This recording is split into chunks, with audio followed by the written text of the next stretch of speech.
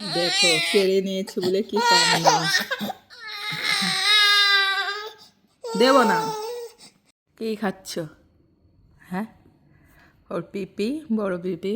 আমরা যখন কাতারে আসি তখন আমাদের জন্য আমশক্ত দিয়েছিল, আর ওটা ওর সামনে যদি আমরা খাই আমাদের কাছ থেকে একদম কেড়ে নেয়।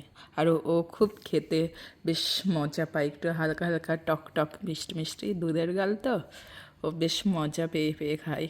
কিন্তু ছোট বাচ্চা, আমি একটু দাও, দাও।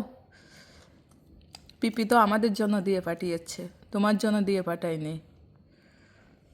হ্যাঁ,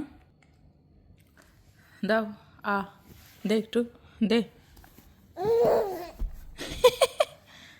খাবো একটু। হুম,